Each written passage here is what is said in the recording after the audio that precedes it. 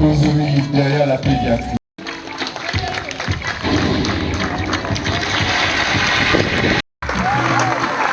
Population de la derrière la pédiatrie, vous avez l'occasion aujourd'hui de pouvoir discuter avec l'un de vos candidats de 2020. Il va s'entretenir avec vous sur les sujets du pays. Et sur les sujets... Donc bien, maintenant que le candidat est là, je suis un frère du quartier, un fils du quartier. Aujourd'hui, il y a causerie et j'aimerais vous présenter M. Priva Gomo, candidat aux élections présidentielles 2023. Donc, M. Priva aura l'occasion de vous présenter son projet de société. Moi, j'ai eu à connaître M. Priva sur des réseaux sociaux. J'ai eu à lire des articles sur lui et j'ai eu à lire son projet de société. Et c'est pour ça que je suis ici aujourd'hui, pour le soutenir là-dessus, parce que son projet, il est remarquable et appréciable. Donc, moi, je vais vous présenter le président, M. Priva Gomo, sous vos acclamations, s'il vous plaît.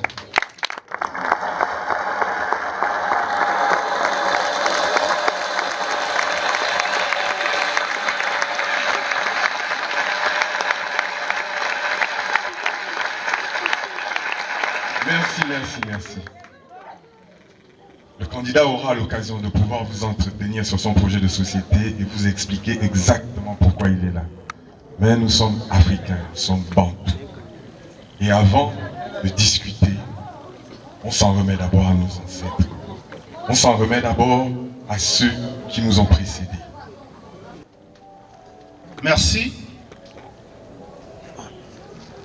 Avant de commencer ce propos, je vais vous demander d'observer 1 minute de silence. 1 minute de silence en la mémoire des ancêtres, nos ancêtres qui sont morts pendant l'esclavage. Esclavage qui a été pratiqué pendant 300 ans, 3 siècles, par la France. Nous allons également avoir 1 minute de silence pour les résistants qui se sont battus pour que la France ne prenne pas possession des terres gabonaises. Ces résistants, pour la jeunesse, vous devez les savoir. C'est Eman Tolé, c'est le guerrier Wango, c'est le guerrier Bombé, c'est Nyonda Makita, alias Mavourou, et beaucoup d'autres qui sont tombés, qui ont résisté à la pénétration coloniale française.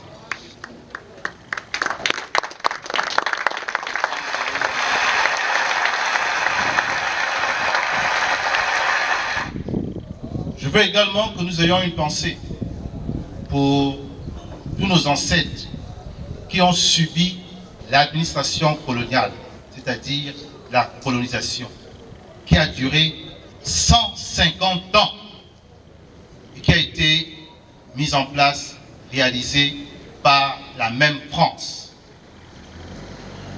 Enfin, nous aurons une pensée pieuse pour nos grands-pères, nos grandes-mères, nos pères, nos mères, nos frères, nos sœurs qui, jusqu'aujourd'hui encore, subissent le joug, c'est-à-dire la violence de la France-Afrique, mise en place par De Gaulle, président français. Cette France-Afrique a été mise en place en 1960 et elle continue encore jusqu'aujourd'hui. C'est elle qui a fait mourir Germain Banguema, c'est elle qui a fait mourir Rendjambe, c'est elle qui a fait mourir Bukaga Ziengi, et nous allons vous donner tous ces noms. Mais aujourd'hui, en mémoire de ces personnes qui ont voulu un Gabon libre, un Gabon souverain, je vais vous demander de vous lever et d'observer 1 minute de silence. Je vous en prie.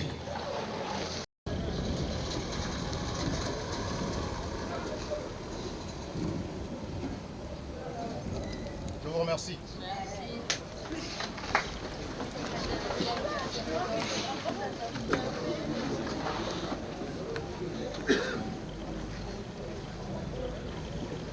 Nous sommes en Afrique.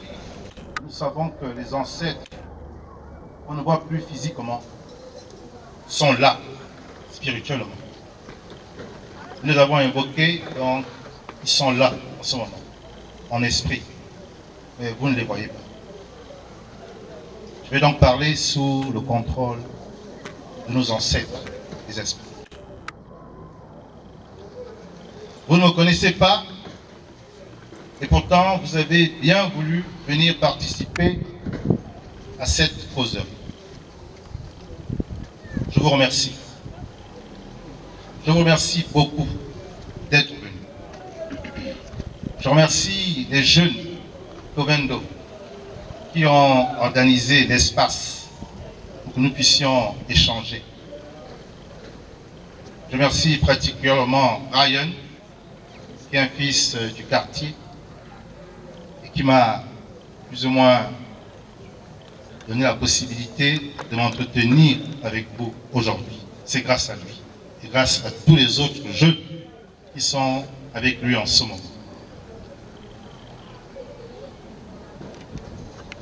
Je vais me présenter. Et comme ça, je pourrais maintenant vous donner le message de cet après-midi. Je suis Privat Ngomo. Je suis un homme marié qui a 4 enfants, une fille unique et 3 garçons. Je travaille à l'Agence nationale des infrastructures numériques et des fréquences. Je suis un cadre supérieur. J'ai fait des études en mathématiques, informatique. Et aujourd'hui, je suis informaticien à la NIMF. Par mon père, je suis un Toumou. C'est ce que vous appelez Fan. Mais nous sommes des Toumou. Les Toumou sont les petits frères des Fan. Et du côté de mon père, je suis de la tribu Eba,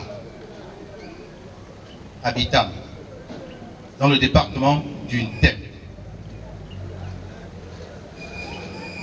Par ma mère, je suis également un Toumou de la tribu Nkodjen, à Oyem, dans le département du Woleu. Donc, comme vous le voyez, je suis un fils du Woleu Ndem, donc la province du nord du Gabon. J'ai souhaité aujourd'hui parler avec les populations d'Ovendo pour dire certaines choses. Des choses que vous connaissez et d'autres choses que vous ignorez. Qu'est-ce que vous connaissez? Vous savez tous que notre pays va mal. Un Gabonais qui vit à Libreville, qui vit à Port-Gentil, qui vit dans n'importe quelle ville du pays, sait que son pays va mal. Son pays va très mal. Ce n'est pas la peine de commencer à donner la liste de ce qui ne va pas. Vous-même, vous le savez. Donc, on va essayer de comprendre pourquoi notre pays va mal. Et voir quelles sont les solutions. N'est-ce pas? Les solutions à un problème. Le Gabon est un pays riche, tout le monde le sait, très riche, mais la population gabonaise vit très pauvrement. Le Gabon est un malade. Quand vous êtes malade, vous partez voir le médecin. Et c'est lui qui doit trouver la solution. Il doit trouver l'ordonnance pour vous soigner. C'est comme ça, n'est-ce pas? C'est comme ça. Vous avez la fièvre et vous avez mal aux articulations. Partez voir un médecin. Il vous regarde, il dit pour la fièvre, je te donne Doliprane. Pour le problème d'articulation, je te donne Efferalgan. Tiens, prends. Tu prends les médicaments, tu pars. Tu prends les médicaments et au bout de 1 ou 2 jours, tu n'as plus de fièvre et tu n'as plus mal aux articulations. Tu penses que tu es guéri. Le 3e jour, tu as encore la fièvre et mal aux articulations. Tu vas voir un autre médecin. L'autre médecin va dire, on va un peu essayer de bien approfondir les examens. Et ensuite, il découvre qu'en fait, tu as le palu. Et c'est le palu là qui occasionne la fièvre et le mal d'articulation. Il te donne donc un médicament antipaludique. Et quand tu vas maintenant prendre ces médicaments antipaludiques, ben, tu constates au bout de 3 jours que tu n'as plus la fièvre, tu n'as plus mal aux articulations, tu as repris de la santé. C'est ce que tu vas constater. Donc nous sommes ici au Gabon. Chacun de vous, je crois, ici, a déjà eu le palu, n'est-ce pas? Donc ce n'est pas quelque chose que je suis allé chercher loin. Nous tous ici, on a eu le palu au moins une fois. Maintenant, ce que je vous ai donné en image, pour chacun de vous, je vais remonter ça au niveau du Gabon, au niveau de la nation gabonaise. Notre pays est malade. Depuis 60 ans, les hommes politiques que vous connaissez, car je vous ai dit, je ne suis pas un homme politique classique, je suis un technicien, un mathématicien, informaticien. Ma mission, c'était de recevoir les ordres des hommes politiques avisés qui veulent le bien du pays. Ils nous disent, Monsieur Ngomo, vous êtes informaticien, développez-nous tel programme pour que l'administration gabonaise soit performante. On me donne les moyens humains, on me donne les moyens matériels et j'exécute ma mission. Donc moi, c'était ça un peu mon ambition. Faire bien mon travail et voir mon pays avancer. Mais les hommes politiques classiques, ils ont dit que le mal du Gabon, c'est le système d'Ali Bongo. Ceux qui sont actuellement dans l'opposition disent que le mal du Gabon, c'est le système Ali Bongo. Nous sommes d'accord. Ils ne mentent pas. Mais ils doivent aller plus loin. Ils doivent aller au-delà des conséquences. Car Ali Bongo, c'est un peu comme la fièvre et le mal d'articulation. Il faut essayer d'aller voir, mais quelle est la source du mal? Qu'est-ce qui fait que le Gabon souffre comme ça? Nous sommes allés voir la source du mal. Et nous avons vu que la source du mal, c'est la France, l'Afrique. C'est ce pays qui, depuis déjà le 15e siècle, nous a tenus en esclavage pendant 3 siècles. Nous a tenus dans la colonisation pendant 150 ans. Et aujourd'hui encore, continue à tenir le système Bongo PDG. Continue à maintenir la dictature du système Bongo PDG. Pourquoi? Parce que notre pays est très riche. Parce que notre pays est très riche. Et donc, la France ne veut pas laisser le Gabon aux Gabonais. Voilà la véritable cause. Il nous faut donc aller chercher Malacure pour nous guérir. Il ne faut plus se contenter de Doliprane et puis de Feralgan. Est-ce que vous comprenez? C'est très important que vous compreniez ça.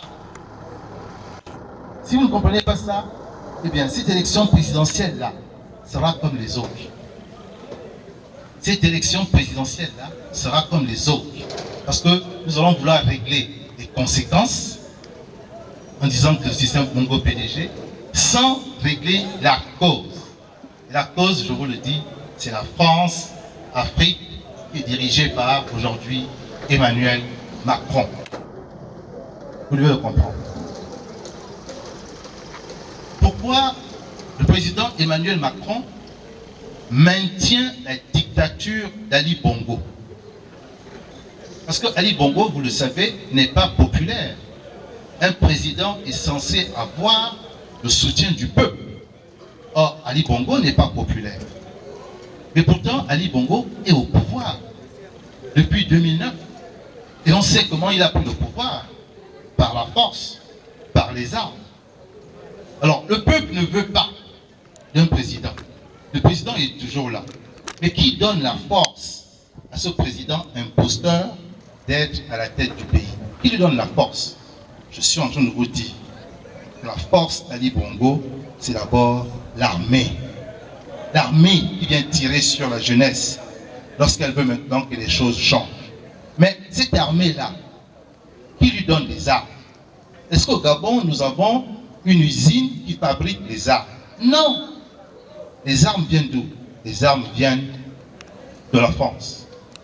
Quels sont les instructeurs militaires qui viennent former les gens de la garde républicaine, qui viennent former la gendarmerie, qui viennent former les policiers? Qui les forme? Ce sont les instructeurs français. Voyez-vous, vous devez comprendre que tant que la France voudra garder nos richesses pour elle, tant qu'elle voudra avoir un standing de vie très élevé, que le monde entier lui envie justement, eh bien, elle va toujours maintenir une dictature comme celle d'Ali Bongo à la tête du pays. Et si le peuple ne se lève pas contre ça, même si son pays est riche, lui, ce peuple gabonais, il va vivre dans la pauvreté, comme c'est le cas actuellement. Vous devez comprendre ça. C'est un discours qui est nouveau pour vous. Parce que les autres hommes politiques ne vous parlent jamais de ça. Parce qu'ils ont peur de la France. C'est tout. La France tue. Elle a tué Thomas Sankara, elle a tué Kadhafi, elle a tué Oumyobé. La France tue pour faire peur. Et donc les hommes politiques classiques que vous connaissez ne parlent jamais comme ça. Car ils vont fâcher la France. Or c'est la France qui nous maintient dans cette situation. Si on peut profiter des richesses de notre pays, le Gabon doit se libérer. Le Gabon doit se libérer de la France pour qu'il puisse profiter du pétrole, profiter du gaz, profiter de l'uranium, du manganèse, du cobalt, du nickel, du cuivre, des pierres précieuses, des terres rares, de l'or, du marbre, du fer, du bois, de 800 km de côte avec beaucoup de ressources halieutiques, de 80% d'une terre gabonaise que l'on peut cultiver et avoir l'autosuffisance alimentaire. Toutes ces richesses aujourd'hui appartiennent à la France. Je reprends, toutes les richesses de votre pays aujourd'hui appartiennent à la France. Alors pourquoi vous n'avez rien? Vous allez en France, vous ne verrez jamais des rues comme ça. Jamais. Moi j'ai vécu en France 6 ans. C'est un pays effectivement qui est bien propre, bien travaillé, mais pas avec leur richesse, avec votre richesse. Si vous connaissez la Défense en France, à Paris, qui est un quartier parisien, si vous connaissez la Défense a été construite avec le pétrole du Gabon. Voyez-vous, le vrai problème du Gabon, c'est celui que je suis en train de vous montrer là. Et depuis 60 ans, les hommes politiques gabonais ne veulent pas attaquer ce problème-là. Et donc, vous avez l'impression qu'on tourne en rond. Vous commencez à être déçu. Vous dites qu'on ne va pas s'en sortir. Oui, si vous continuez à attaquer la marionnette, vous n'allez jamais vous en sortir. Parce que dès que la marionnette va tomber, le marionnettisme qu'est la France va remplacer la marionnette par une autre marionnette.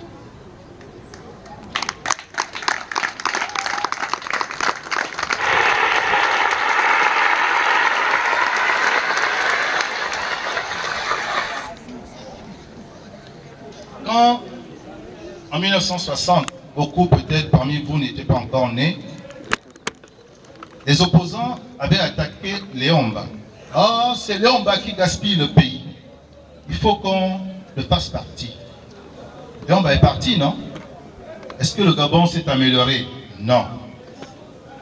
On a enlevé Léomba parce qu'il est mort. On a mis Albert Bernard Bongo qui deviendra Omar Bongo Ondimba. Il est resté pendant 42 ans. Les opposants ont attaqué Omar Bongo Ondimba. Oh, c'est toi qui gaspilles le pays. Il faut que tu partes. Qui dit ça? Renjambe. Qui dit ça? Argonjo. Qui dit ça? Pierre Mambundu. Qui dit ça? Mbabosso.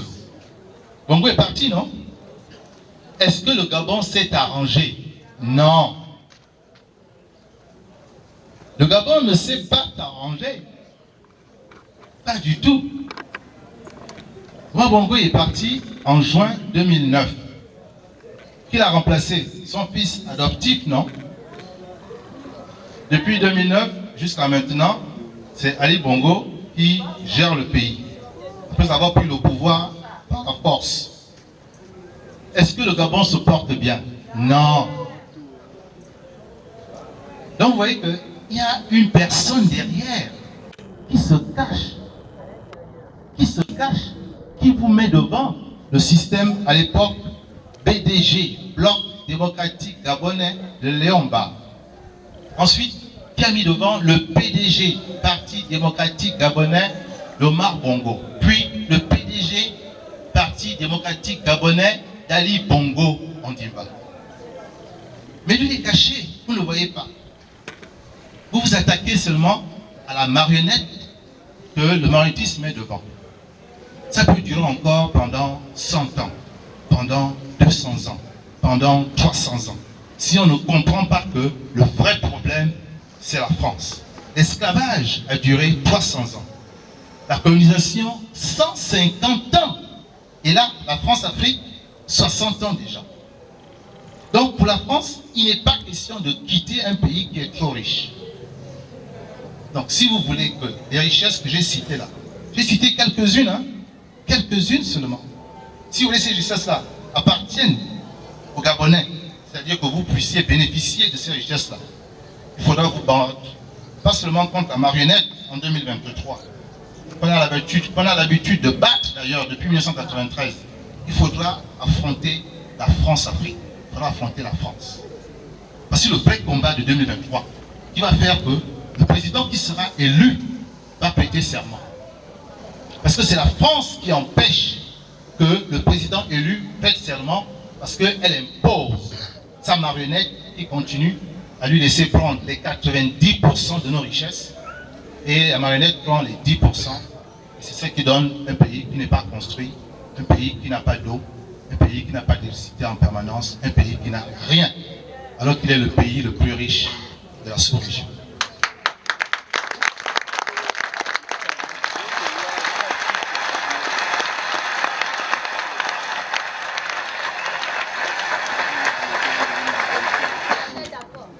Donc, on peut vous présenter un très bon projet de société. La question c'est, est-ce que toi, tu seras élu, tu vas prêter serment pour exécuter ton projet de société? Nous sommes d'accord, non? Est-ce que Mbabosso n'a pas été élu en 93? Est-ce qu'il a prêté serment? Est-ce que Mambundu n'a pas été élu en 98? Est-ce qu'il a prêté serment? Est-ce que Bobam n'a pas été élu en 2009? Est-ce qu'il a prêté serment? Est-ce que Jean Ping a été élu en 2016? Est-ce qu'il a prêté serment? Les hommes que j'ai cités là, ce ne sont pas des idiots. Mbabosso, il a 2 doctorats. Un, je crois, en philosophie et puis un autre peut-être en théologie. Biamambundu, c'était un ingénieur en télécom. Bobam, c'était un docteur en sciences politiques. Et Jean Ping, c'était un docteur en sciences économiques. Donc les Gabonais ont choisi des hommes qui avaient la capacité de gérer. Et que fait la France? Elle les écarte et elle maintient son candidat. On ne sait même pas s'il a le BPC.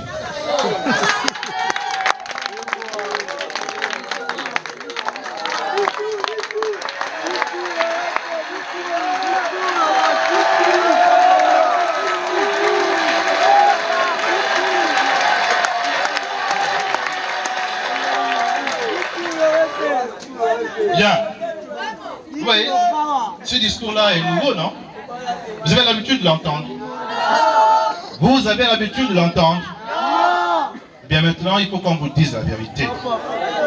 Parce que quand vous avez perdu confiance aux hommes politiques classiques qui aiment mentir, qui ne disent pas la vérité, peut-être qu'avec les nouveaux hommes politiques comme nous, qui disons la vérité, peut-être que vous allez commencer à croire qu'on peut faire la politique différemment.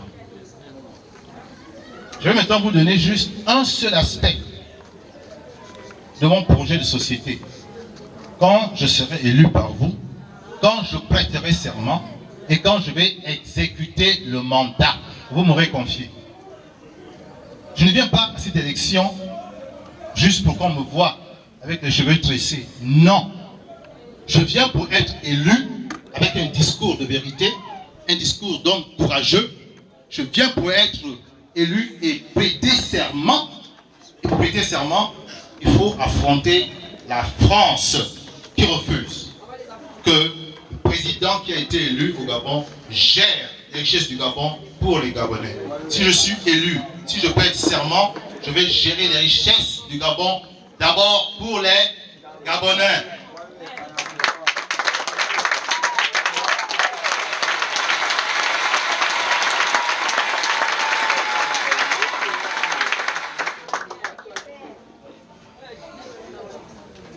J'ai un projet de société, je ne pourrais pas le développer en entier aujourd'hui. On n'a pas assez de temps, puisque je vais vous laisser poser des questions. Mais nous considérons qu'un pays qui veut se développer doit avoir des habitants en bonne santé. Si vous êtes malade, comme le Gabon, vous ne pouvez rien faire. Donc, je mettrai l'accent sur la santé. Je mettrai l'accent sur le fait que chaque Gabonais puisse être en bonne santé. Ça veut dire quoi? Ça veut dire que si vous tombez malade, il y a à côté de vous un centre de soins où vous pouvez partir et on vous soigne, où il y a les médicaments. Dans d'autres pays, ça existe. Des pays qui sont plus pauvres que le Gabon. Il faut que dans notre pays, la richesse du Gabon permette à chaque Gabonais, qu'il soit petit, qu'il soit grand, de pouvoir se faire soigner dès qu'il est malade. Deuxième chose,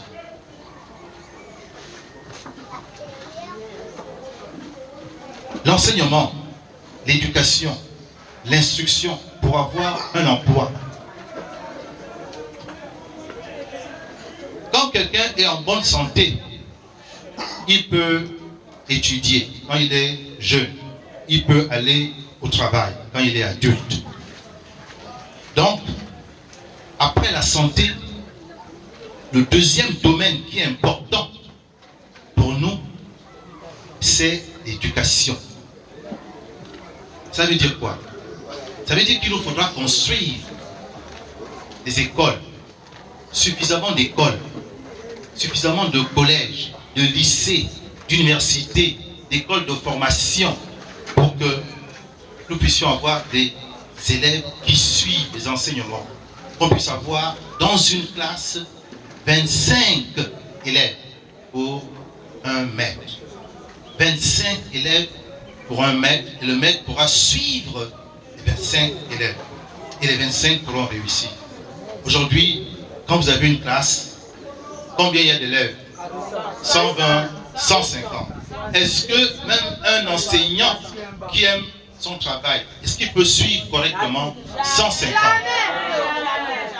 Donc, il nous faut construire des écoles, des collèges, des lycées pour que le nombre d'élèves par classe par salle de classe soit un nombre que l'enseignant peut gérer. Est-ce que les enseignants sont bien payés? Non. Pourtant, le travail qu'ils font, ce n'est pas un travail important. Vous formez, ce n'est pas important. Eh bien, de même que les médecins nous soignent pour qu'on soit en bonne santé, de même que les enseignants nous éduquent pour qu'on devienne des hommes et des femmes responsables, il faudra qu'ils soient parmi les fonctionnaires les mieux payés de notre pays. Ceux qui permettent à la nation gabonaise d'être debout par la santé, debout par l'instruction, par la connaissance, doivent être les fonctionnaires les mieux payés. Je ne suis pas pour que ceux qui sont juste assis à côté où l'argent passe se servent aux douanes, se servent aux impôts, se servent au trésor. Et après, maintenant, ils jouent les boss. Alors qu'ils n'ont même pas participé à l'arrivée de cette richesse. Nous allons donc recadrer les choses. Remettre les choses importantes devant, les choses moyennes au milieu, les choses moins importantes derrière. C'est le rôle d'un chef d'État de bien organiser la nation. C'est ce que je compte faire. La troisième chose du projet de société, quand vous êtes en bonne santé, quand vous pouvez aller à l'école, vous pouvez travailler, vous avez besoin d'avoir une maison, un logement social qui soit décent. C'est quoi un logement social décent? C'est un logement où vous avez l'eau, vous avez le courant en permanence, pas les coupures qu'on a ici. Pour une petite population de 2 millions d'habitants, on a des coupures d'eau, des coupures d'électricité, on a des délestages. Je suis allé passer 10 jours au Mali. Je suis à Simi Goïta. Aucune coupure d'eau. Aucune coupure d'eau. Un pays sahélien qui n'a pas autant de pluie que le Gabon. Mais nous, ici au Gabon, on a des coupures, des délestages tous les jours. C'est l'incompétence. C'est l'incompétence qui fait que les Gabonais n'ont pas l'eau tous les jours. Parce qu'un pays qui a la pluie, un pays qui a le Goué, un pays qui a les affluents de le Goué ne peut pas manquer d'eau. C'est l'incompétence. Il faut donc que ça change. Donc un logement décent où il y a l'électricité, où il y a l'eau et où il y a le Wi-Fi, Internet, c'est important aujourd'hui. On peut bien utiliser Internet, on peut mal utiliser Internet, mais il faut désormais que dans n'importe quel logement du Gabon, n'importe quel endroit public, on ait accès au Wi-Fi. On ait accès au Wi-Fi. C'est un standard de vie aujourd'hui, un minimum. Ne pensez pas que c'est du luxe. L'argent du Gabon nous permet d'avoir un logement avec l'eau, le courant, le Wi-Fi. Et on mettra en place une politique pour que les Gabonais puissent accéder aux parcelles pour construire leur maison. Est-ce que c'est normal que les Libanais au Gabon vendent des terres aux Gabonais?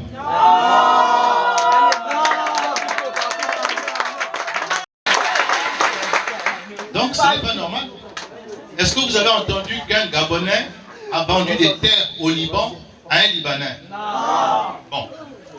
Donc vous voyez, là encore c'est l'incompétence. Le mépris des nationaux au bénéfice des étrangers. Est-ce que c'est acceptable? Non. Est-ce que c'est acceptable? Non. Donc ce système sera là, il va continuer comme ça. Donc il faut faire partie du système. Donc nous allons mettre en place une politique où on va faire un plan d'urbanisation. C'est-à-dire qu'on va regarder les terres du Gabon, on va les viabiliser, on va les partager en parcelles et on va donner la possibilité à chaque foyer gabonais d'avoir une parcelle. C'est l'État qui va vendre les terres aux Gabonais. Des prix très raisonnables pour que chaque Gabonais ne manque pas de terre pour construire sa maison. Et dans mon programme, chaque foyer gabonais doit avoir désormais 2 résidences. Une résidence principale en ville, une résidence secondaire dans son village. Car il nous faut revenir au village. Il nous faut revenir à la source.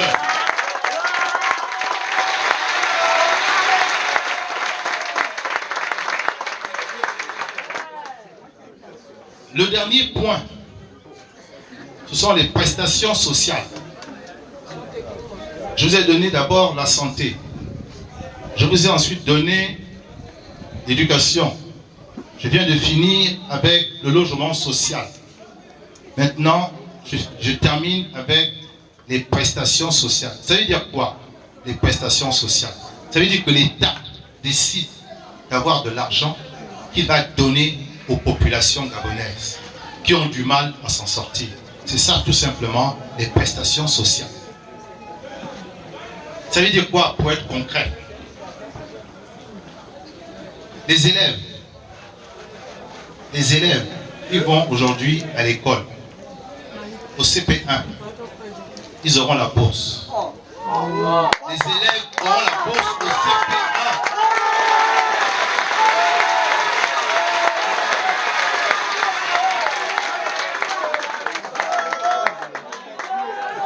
Parce que le Gabon est suffisamment riche pour que au CP1, un enfant qui a la moyenne ait la bourse. Et le montant va augmenter. CP1, CP2, 25 000 francs CFA. C1, C2, 30 000 francs CFA. CM1, CM2, 35 000 francs CFA par trimestre. Pourquoi?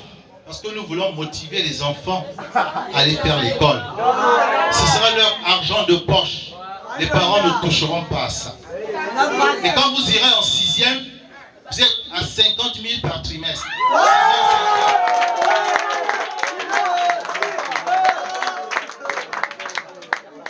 Quand on sera à la partie questions-réponses,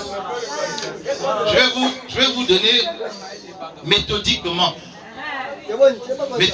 les raisons que dans un pays qui est très riche comme le Gabon, où des gens peuvent avoir 600 milliards de fortune volée, 300 milliards, 1000 milliards, où des gens, une seule personne a tout cet argent.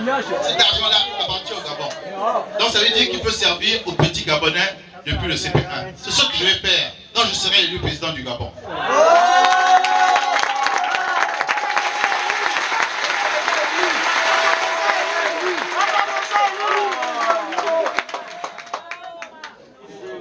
Vous êtes une jeune fille et vous avez du mal à vous en sortir.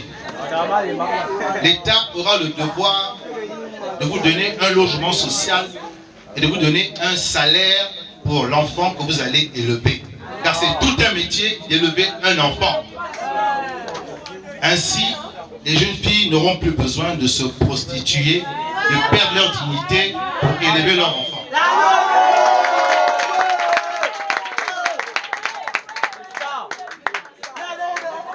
Vous êtes un artiste, vous démarrez, vous n'avez pas encore beaucoup de succès, vous n'avez pas encore beaucoup d'argent. L'État aura une subvention pour soutenir un artiste jusqu'à ce qu'il puisse lui-même, avec les concerts et avec les droits d'auteur, nourrir sa famille. Vous êtes agent, promoteur culturel, ce sera pareil. Je vous dis que ce que je vous dis là, c'est possible. Quand je vais vous expliquer comment est-ce que dans notre pays là, on peut avoir des milliers de milliards pour les Gabonais, pas pour la France, pas pour les Libanais, pas pour les Syriens, pas pour les Béninois, pas pour les Maliens, pas pour les Mauritaniens, pas pour les Chinois, pas pour les Malaisiens.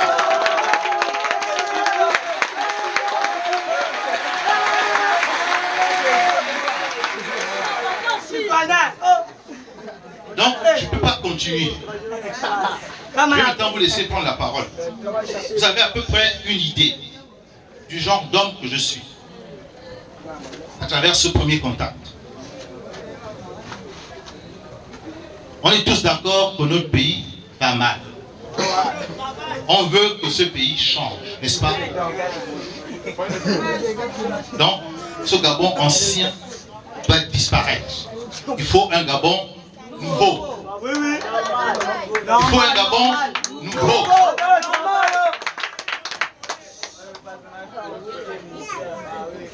Alors, un Gabon nouveau, vous ne pourrez le construire qu'avec des hommes et des femmes nouveaux, pas avec les anciens, n'est-ce pas? Pas avec des anciens qui vous mentent. Ce sont des hommes nouveaux. La nouveauté, c'est déjà dans le style. Vous avez vu des hommes politiques, quand je vais tresser, on va dire que tu es un mangando, non? J'ai parlé comme un mangando. Et pourtant j'ai les cheveux tressés, non? Ceux qui sont pauvres, ceux qui ont les cheveux courts, est-ce qu'ils ne vous mentent pas? Donc on ne regarde pas les cheveux, on regarde ce qu'il y a à l'intérieur de la tête, non? Voilà. Eh bien c'est ça. Il faut que les Gabonais regardent maintenant le fond, qu'ils ne regardent plus la forme. La forme est trop trompeuse. On vous a trop trompé avec les costards cravates, avec le Congo, avec les grosses voitures. On vous a trop trompé. Et le pays ne marche pas à cause du mensonge. Nous, les hommes nouveaux, nous apportons la vérité. Et nous savons que c'est dangereux. Parce que quand tu dis la vérité, on va te tuer comme le Christ. Donc ma vie forcément sera menacée. Ma vie sera menacée. Mais le peuple gabonais et Dieu sont là.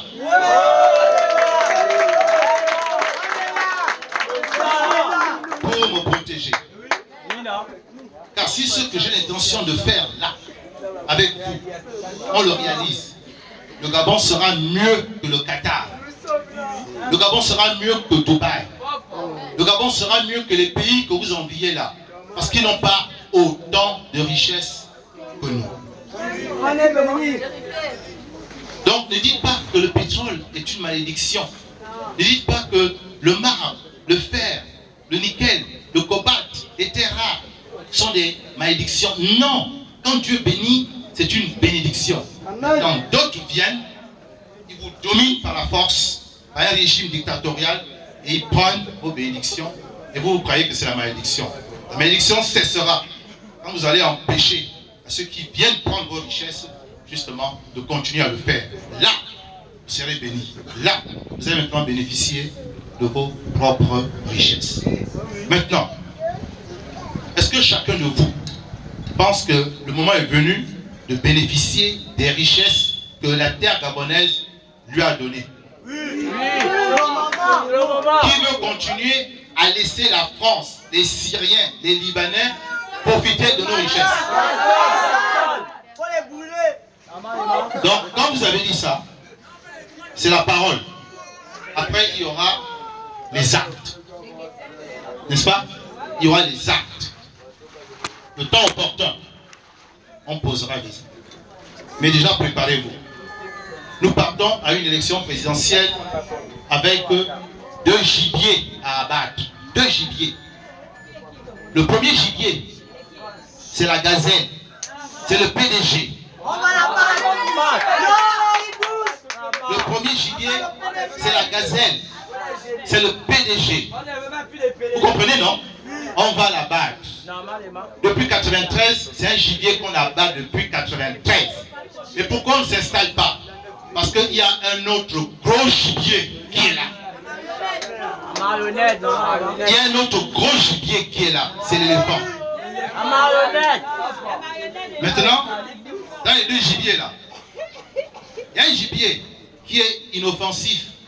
C'est-à-dire que quand il vous voit le gibier là, il fuit. C'est la gazelle. C'est le PDG.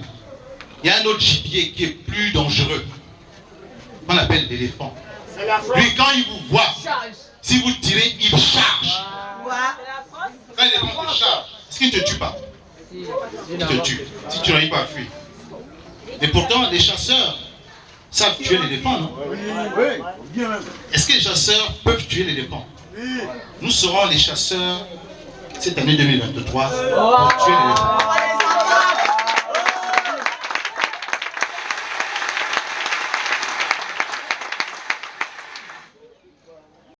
Là-bas est dans votre camp.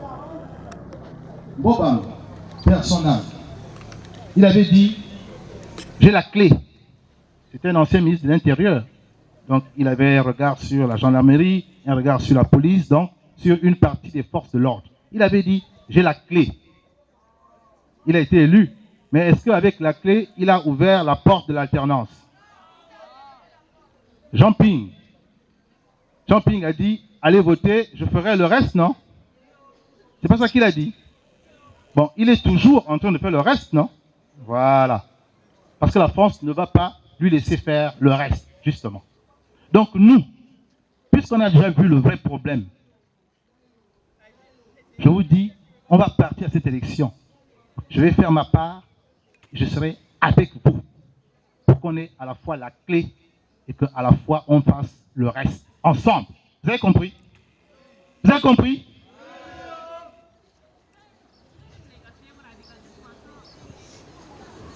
Je vous remercie.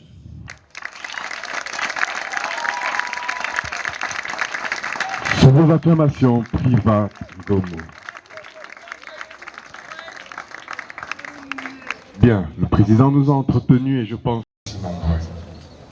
Maintenant, nous allons passer à la phase de questions-réponses. Vous avez écouté le président, il vous a entretenu et je pense que vous avez compris quel était le sujet pour lequel nous étions réunis aujourd'hui.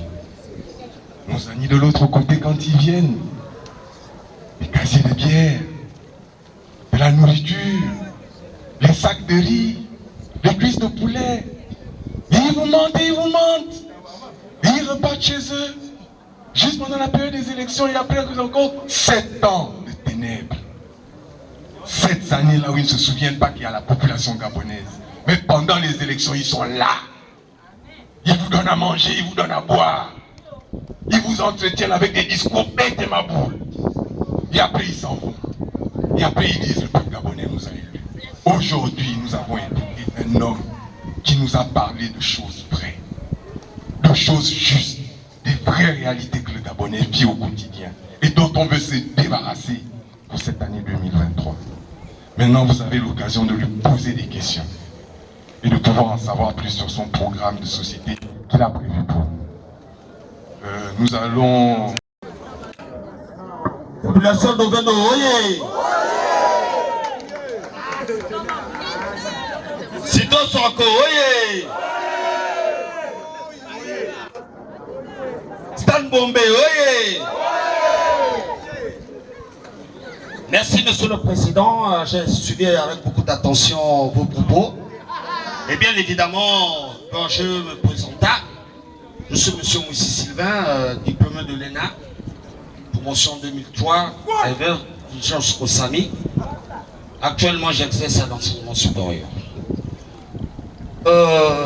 Monsieur le Président, déjà Monsieur le Président, nous, depuis 2014, nous avons...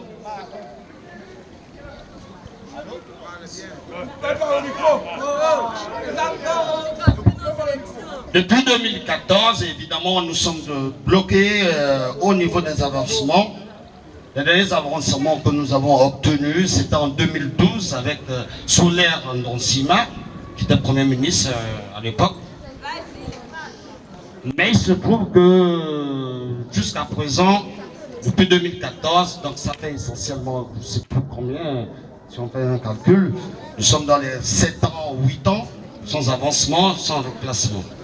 Alors que la fonction publique travaille en ligne avec la SOL, mais malheureusement, le système en place que vous déclinez évidemment et que je décline la manière de fonctionner ne réalise pas. Lorsque vous serez président, Monsieur Ngomo, nous comptons sur vous à ce sujet. Première préoccupation. La deuxième préoccupation, c'est qu'en réalité, vous parlez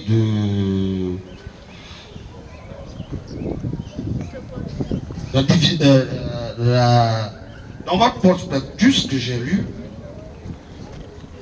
c'est-à-dire que vous divisez des capital économique, capital politique, capital culturel et capital spirituel. Je vais m'appesantir sur le dernier point, le capital spirituel. Moi, je ne comprends pas un peu très bien qu'est-ce que exactement Puisque vous dites dans votre proposition, c'est-à-dire qu'il y a une division des États. J'aimerais en savoir un peu plus. Merci beaucoup, monsieur Vuissi. Il a posé deux questions. Une première question sur la situation des fonctionnaires qui ne connaissent pas d'avancement depuis 2014. Un problème d'ordre technique, administratif. Deuxième question est hautement plus politique. Je commence par la deuxième question. L'État gabonais, aujourd'hui, que vous voyez là, c'est ce qu'on appelle, dans un français un peu compliqué, un État post-colonial. Ça veut dire que quand la France, en guillemets, a dit qu'on était indépendant, ce qui n'était pas vrai, elle a mis en place une structure de l'État qu'elle maîtrise. Pour maîtriser la structure de l'État gabonais, un État post-colonial, la France a besoin d'avoir un président, une seule personne qui a tous les pouvoirs. Le pouvoir exécutif, le pouvoir législatif, le pouvoir judiciaire, le pouvoir militaire. Quand tu as tous ces pouvoirs, tu tiens en respect les Gabonais. C'est ce qui se passe depuis 60 ans. Est-ce que vous comprenez?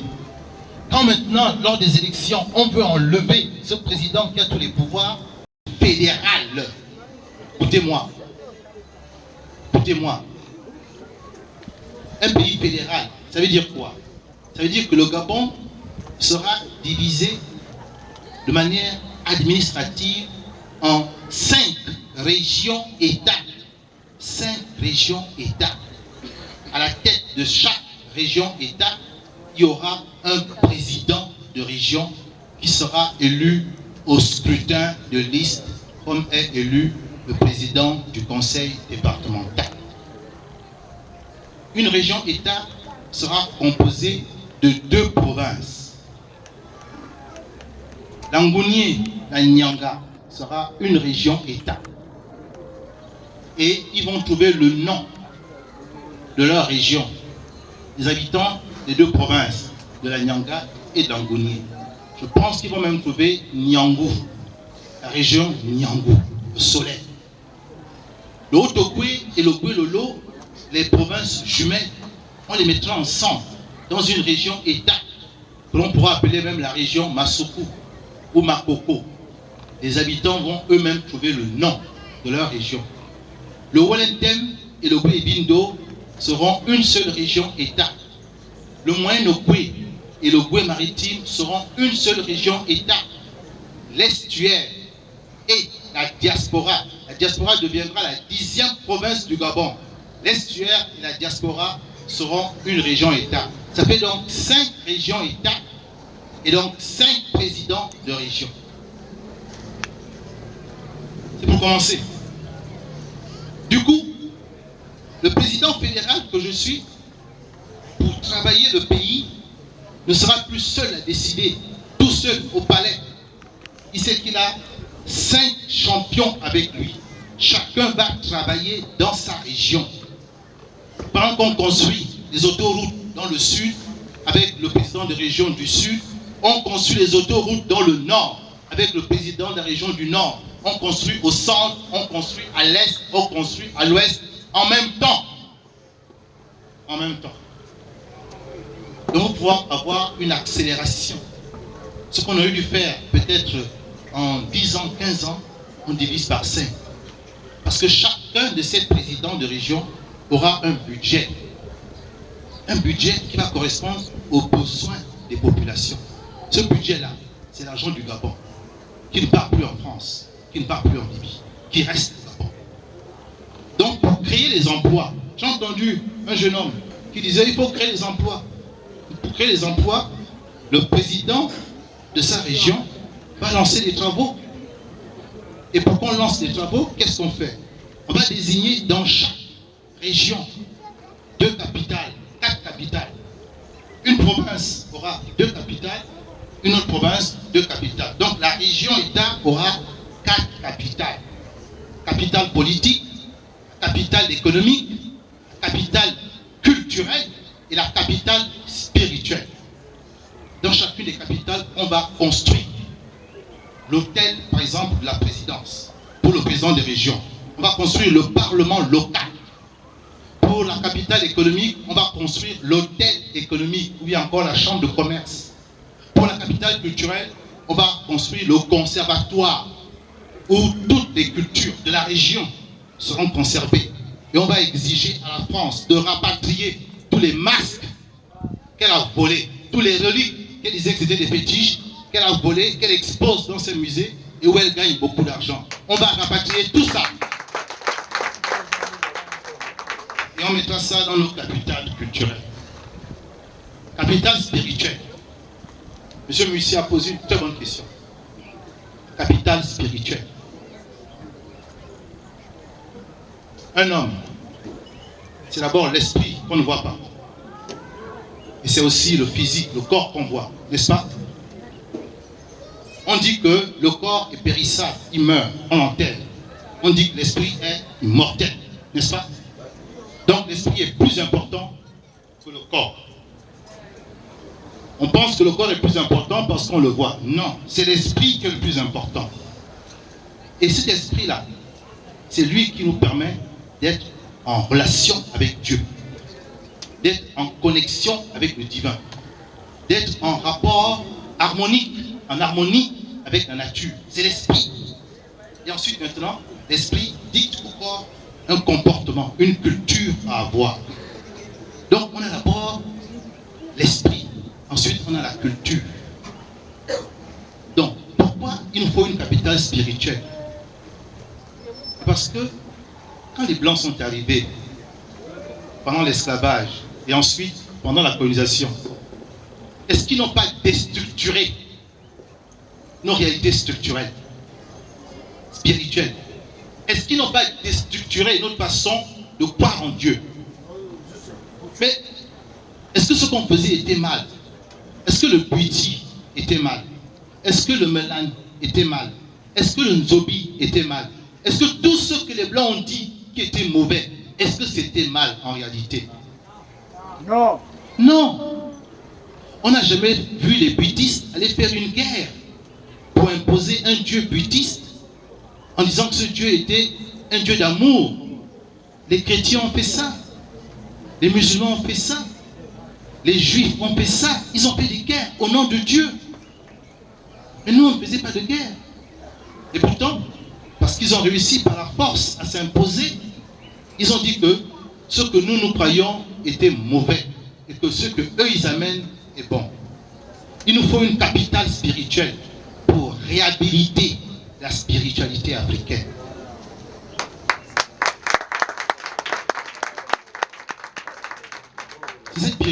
C'est cette spiritualité-là qui va nous reconnecter avec des réalités qui nous ont sapés. Si vous êtes un homme sapé spirituellement, vous ne pouvez rien faire de votre vie. Les Occidentaux nous ont sapés spirituellement. Voilà pourquoi on n'arrive pas à avancer. Il nous faut nous reconnecter spirituellement. Donc, tout en respectant les autres religions aujourd'hui qui ont cours au Gabon, nous les respectons, ce sont nos frères, mais désormais, nous allons faire en sorte que ceux qui pratiquent le Melan le fassent dans un cadre qui sera connu par l'État. Plus question de le faire dans des petites baraques, non. Ils auront des temples construits par des architectes gabonais. Ceux qui pratiquent le Njobi, ils vont dire, voilà comment notre temple doit être fait. On construit le temple. Donc quand vous entrez dans la ville, vous direz, voici un temple bouddhiste qui est là, voici un temple Njobi qui est là, et ceux qui sont Njobistes, ceux qui sont bouddhistes n'auront pas de honte à avoir. Car en 1200 ou en 1300, avant que le Don arrive, quand les gens étaient du Melan, quand ils étaient du Bwiti, quand ils étaient du Njobi, ils n'avaient aucune honte. C'était normal. Nous allons reprendre les initiations des jeunes filles, reprendre les initiations des jeunes hommes. Tout ce que les Blancs sont venus casser, nous allons reprendre ça. Parce que nous savons que la solution aussi passe par là. Ceux qui voudront rester dans les religions importées par les Occidentaux, ils sont libres. Mais ceux qui veulent se reconnecter à la spiritualité africaine, aux ancêtres, nous allons définir un cadre législatif et un cadre architectural pour qu'ils puissent vivre leur spiritualité africaine sans avoir honte. Monsieur Mussi, c'est ça le sens de la capitale spirituelle. Revaloriser la spiritualité africaine gabonaise pour que l'homme gabonais soit debout. Quand tu es un homme spirituellement debout, tu as aussi un corps sain. Quand tu as un corps sain, tu peux travailler pour ton pays. Si on t'a éteint spirituellement, tu ne peux rien faire, même si tu as le physique. Et aujourd'hui, c'est ce qu'on a. On nous a éteints spirituellement. Ce discours n'est pas contre les religions importées.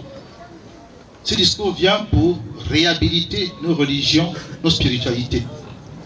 Nous avons aussi le droit de vivre la spiritualité comme les ancêtres nous ont enseigné. Et ce n'était pas mauvais. Puisqu'on retrouve les mêmes valeurs de vérité, de partage, d'interdit, de solidarité. On retrouve tout ça. Donc moi je suis pour faire un travail de revalorisation de la spiritualité africaine, particulièrement gabonaise. Pour ce qui est de la première question, je finis là, M. Mussi. Quand vous avez des gouvernements incompétents, est-ce que vous pensez que le pays peut bien marcher? Vous allez toujours vous plaindre. Des choses qui sont simples, comme l'avancement automatique, ils ont bloqué. Pourquoi? Parce que l'argent qui aurait servi à votre avancement, ils ont décidé que c'est à tomber si qui doit manger ça. Ils ont décidé que c'est Liban Suleiman qui doit manger ça. Ils ont décidé que c'est Seydou Khan qui doit manger ça, que c'est Nourdi, que c'est Ali Bongo, que c'est Sylvia. Si eux, ils ont décidé de prendre cet argent pour eux, il n'y a plus pour vous.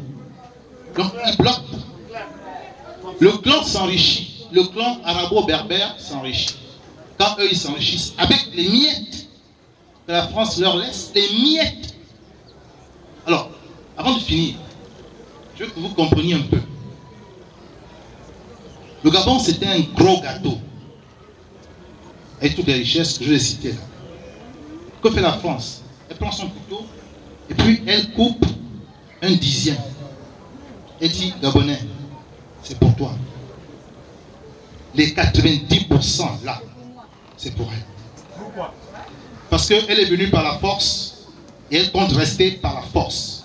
Et tant que les Gabonais auront peur d'affronter la France, elle aura 90% des richesses et nous, on aura les 10%. Quand je dis nous là, le système Bongo PDG, sur les 10%, il bouffe peut-être 7%.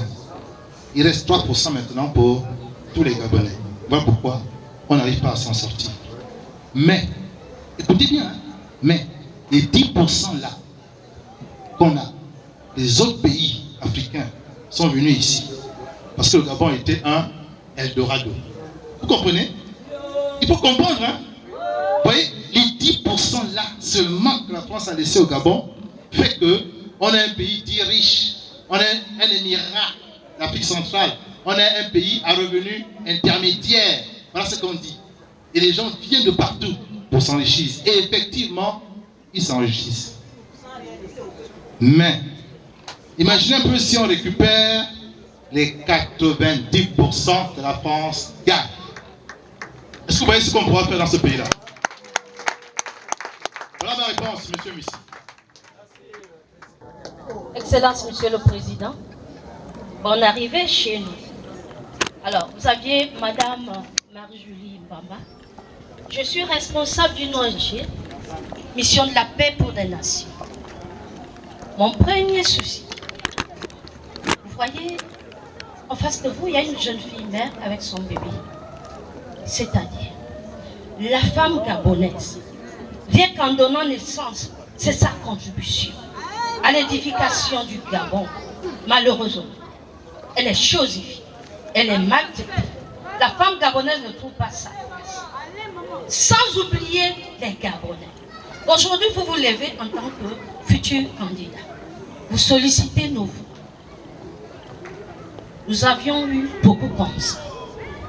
Nos enfants ont été toujours victimes d'instrumentalisation, de manipulation par des politiques. Donc nous n'en voulons plus. Nous n'en voulons plus que vous entraînez nos enfants dans la rue. Et au lendemain, vous êtes avec le pouvoir, on vous retrouve au bord, nommé ministre d'État. Nous ne voulons plus comme ça. Si vous venez pour l'alternance, nous allons vous accompagner. Nous voulons vraiment un changement.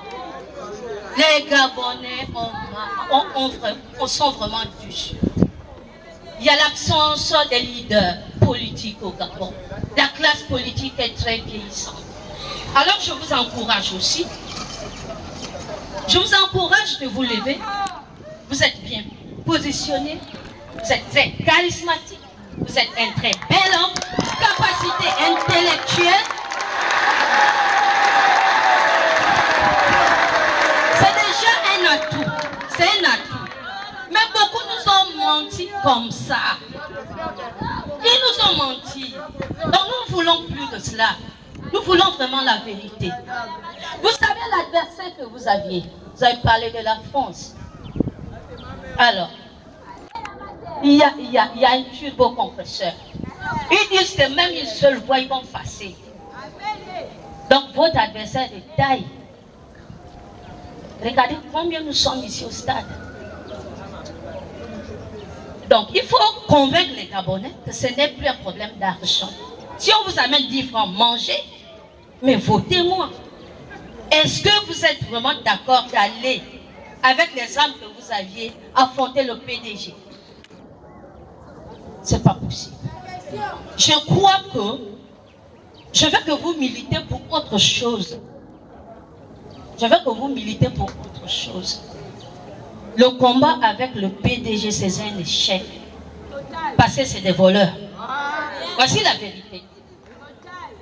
Depuis les unes, ils vont truquer. Vous n'allez pas gagner. Vous savez citer vos prédécesseurs qui sont là. Si ce n'est que nous, citoyens Gabon, c'est de militer pour autre chose. Pour l'alternance, mais voir d'autres dimensions. Nous sommes très souffrants. Nous n'arrivons pas à nous faire soigner. Nous n'arrivons pas à manger. Vous voyez la vie chère. On ne mange pas, on ne dort. Des fois, aux environs de minuit, on se balade avec des bidons. Pour chercher rien que de l'eau. L'eau est devenue chère pour nous. Je vous dis ce qui est vrai. C'est la réalité. Nous vivons les réalités du Gabon. Nous sommes au front. Le politique ne connaît rien.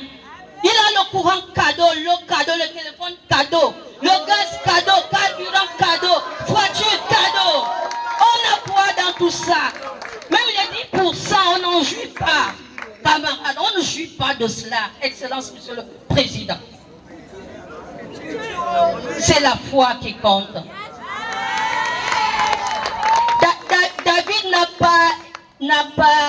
David a pris son courage d'affronter Goliath. Tant bien qu'il était petit. Ne vous sous-estimez pas. On ne sait jamais où le vent peut vous emporter. Nous louons votre courage.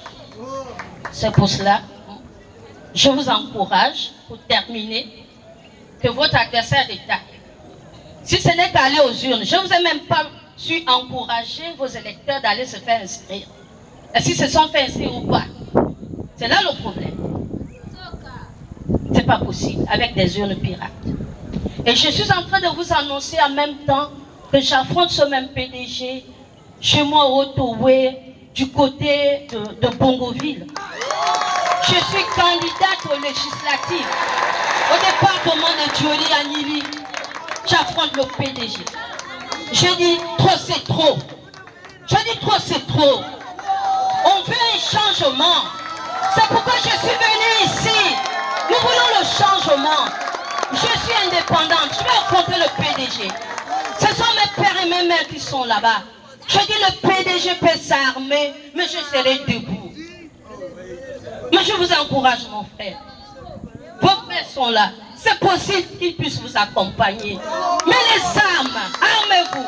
C'est possible.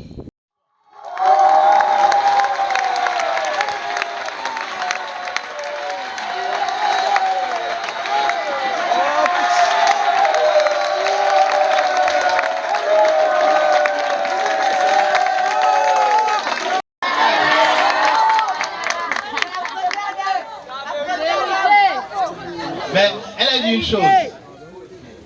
Monsieur Ngomo, est-ce que vous ne ferez pas comme les autres? Vous aussi, vous posez cette question-là. Est-ce que Monsieur Ngomo ne fera pas comme les autres? Moi, je ne suis pas un ex-pédégiste.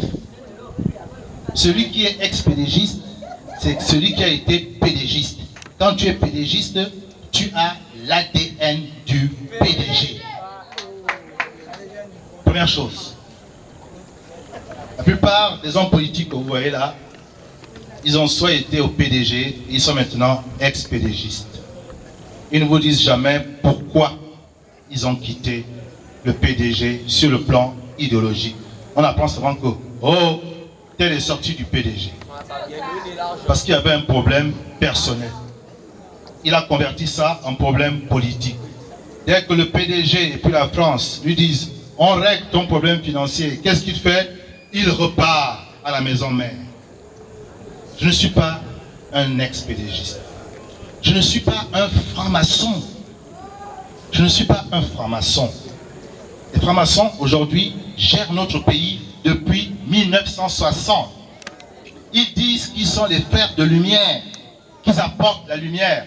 Est-ce que le Gabon n'est pas dans l'obscurité? Est-ce que le Gabon n'est pas dans l'obscurité? Où sont donc les frères de lumière? Les francs-maçons, ils ont échoué. Donc déjà, je suis différent pour la deuxième fois. Troisième fois, la plupart des hommes politiques que vous voyez là, classiques, qui vous ont déçus, sont des France-Africains. C'est-à-dire qu'ils acceptent le partage 90 pour la France et 10 pour les Gabonais. Ils acceptent ça.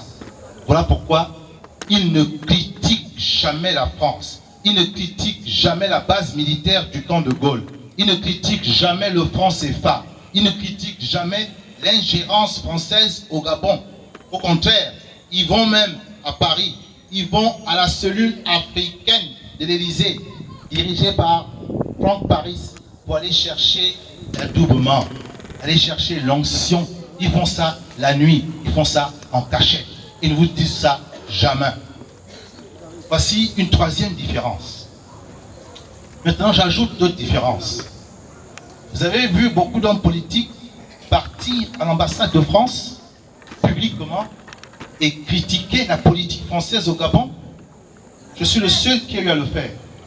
On m'a mis pendant presque 1 an en prison. J'étais en prison. Vous n'êtes peut-être pas au courant, mais allez sur les réseaux sociaux.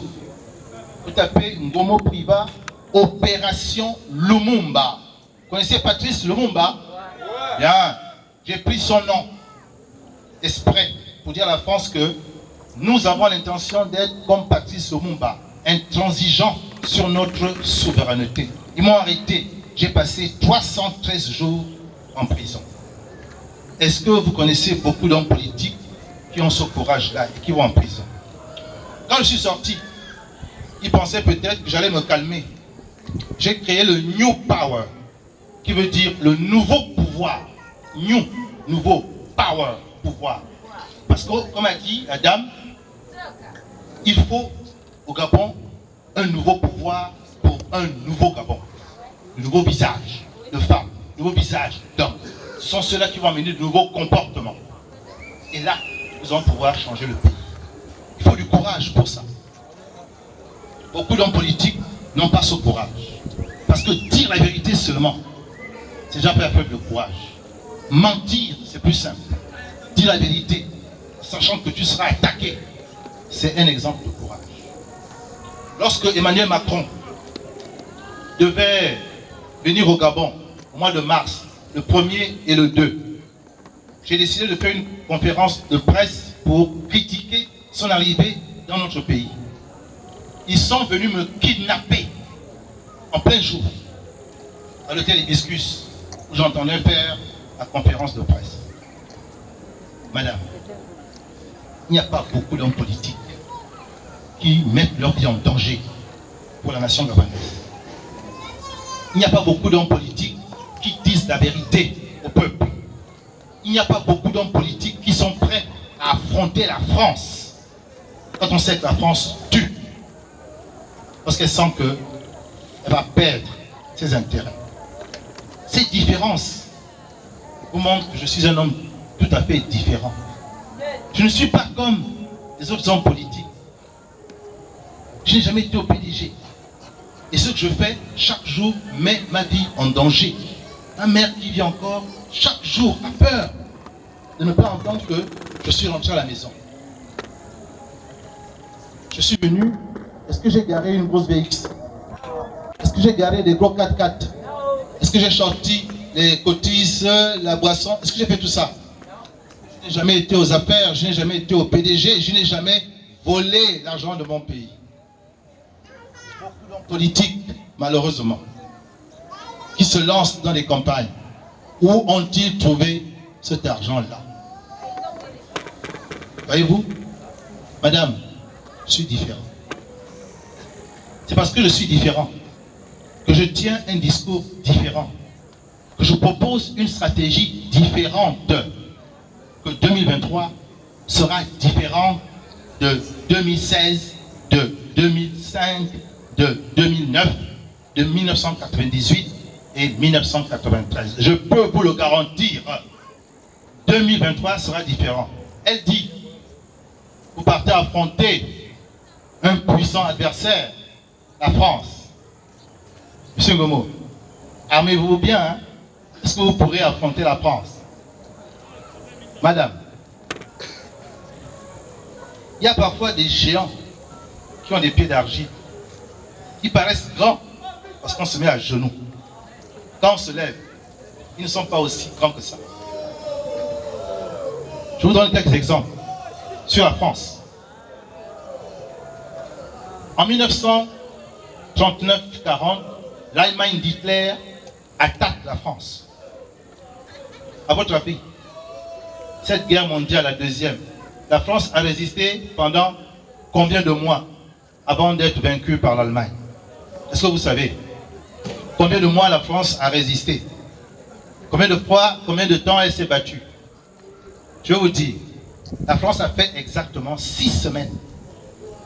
Elle s'est battue pendant 6 semaines, 1 mois et 2 semaines. Elle a été battue par les Allemands. Et elle est restée occupée pendant 4 ans. Et De Gaulle a dû venir en Afrique chercher les Africains pour aller combattre les Allemands. Donc la France n'est pas si forte que ça. Lorsque les Indo-Chinois, qu'on appelle Vietnamiens, on dit aux Français.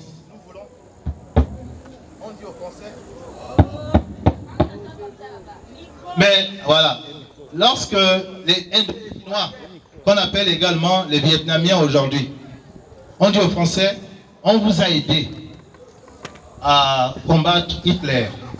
Maintenant, nous voulons être indépendants. Les Français ont dit non. On est plus puissant que vous militairement. On va vous battre. Finalement, qu'est-ce qui s'est passé? Les Vietnamiens ont gagné. Ils ont battu les Français. Mais ils avaient le soutien de qui? Les Vietnamiens. Le soutien de qui? De la Chine et de la Russie. Les Vietnamiens avaient le soutien de la Chine et de la Russie. Comme les Français sont venus chercher le soutien des Russes, le soutien des Africains et le soutien des Américains pour battre les Allemands. Ça veut dire quoi? Dans ce combat que nous sommes en train de mener là, le charismatique vous dit que les Gabonais ne seront pas seuls au combat en 2023. Il y a le peuple gabonais, il y a les frères africains qui vivent la même situation de domination que nous et qui ont compris que si chacun essaie de se débrouiller tout seul, il ne peut pas s'en sortir. Ce qu'il faut maintenant, c'est qu'on se mette ensemble. On se mette ensemble. Les frères africains qui pensent comme ça, on les appelle les panafricanistes, ou encore les néo-panafricanistes, ou encore les panafricains. Ce sont des mots qu'on ne connaît pas trop au Gabon, parce qu'on ne vous parle pas de ça. C'est là la solution. Faire en sorte qu'il y ait l'unité de tous les Africains qui veulent se débarrasser de la France. Je vous donne quelques noms de ces panafricains-là. Il y a Kémy Séba. Vous le connaissez? Vous connaissez Kémy Séba? Eh bien, vous avez justement besoin de savoir ça. Vous devez savoir qu'il y a des Africains qui ont compris qu'on ne peut pas, nous le petit Gabon, affronter la grande France tout seul.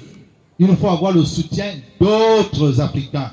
Nathalie Yambe, Kémy Séba, Franklin Nyamsi, Amina Fofana, Ben Le Cerveau, Ngunji Béanzin, Ousmane Sonko. Vous connaissez seulement Assimi Goïta, parce qu'il est président. Toutes ces personnes ont compris qu'il faut se débarrasser de la France et il faut avoir une union des Africains qui pensent pareil. Donc, nous aurons le soutien des frères africains. Nous aurons le soutien des frères africains dans ce combat. Maintenant, la France est représentée généralement par un coq qu'on appelle le coq gaulois, n'est-ce pas? On vous dessine un coq, on vous met les couleurs bleu, blanc, rouge. C'est le coq gaulois qui représente la France. Il y a un pays qui s'appelle la Russie. Son emblème, c'est l'aigle. L'aigle est un rapace. L'aigle est un rapace. Et le coq est un gallinacé. Hein? Je parle là pour les jeunes qui font sciences et vie de la terre. Le coq est un gallinacé. L'aigle est un rapace. Ce sont des espèces de volatiles. Si le coq combat avec l'aigle, dites-moi, qui va gagner? Je reprends. Si le coq combat avec l'aigle, qui va gagner? L'aigle là est déjà au Mali, non? Il est au Burkina Faso, non? Il est même au Centrafrique, non? Est-ce que vous avez vu le coq réussir encore ce qu'il faisait avant dans ces pays-là? Finalement, le coq n'est pas si coq que ça, non? Le coq n'est pas si coq que ça, non? Il ne peut pas toujours coquer, non? Mais voilà. Je vous dis, en 2023, on va arrêter de voir le coq gaulois coquer au Gabon. On ira chercher quelques rapaces. Quelques rapaces. Quand le coq va entendre ce message, il comprendra que là, en 2023, ça ne sera plus aussi facile que ça. Voyez-vous? Madame la députée, je prends votre question, non? Merci beaucoup. Merci pour le cadeau. Sous vos acclamations, le président Gomo. Nous avons pris du retard par rapport à cette causerie et nous avons tenu en haleine pendant tout ce temps. Il est déjà quasiment 18 h. Je pense que le président a déjà été assez clair, il vous a entretenu. Donc nous allons mettre un terme à cette causerie. Tout ce que nous pouvons encore préconiser, c'est, comme l'a dit madame, pour pouvoir combattre dans une élection, il faut avoir son nom sur la liste électorale. Certains d'entre vous ont déjà atteint 18 ans, je pense, et ne se sont jamais inscrits sur les listes électorales. Rapprochez-vous des lieux là où on fait l'enrôlement. Parce que c'est au travers de l'enrôlement que vous pouvez être utile au combat. Et que vous pourrez voter le président Gomo le moment venu. Même nous-mêmes, allons vers les lieux là où on fait l'enrôlement et enrôlons-nous massivement. Pour que lorsque nous aurons à faire le geste, nous soyons prêts. Donc, comme je vous l'ai dit, encore merci pour votre présence, pour le nombre que vous avez été aujourd'hui et pour l'interactivité qui a été faite. Appelle ça de la conscientisation.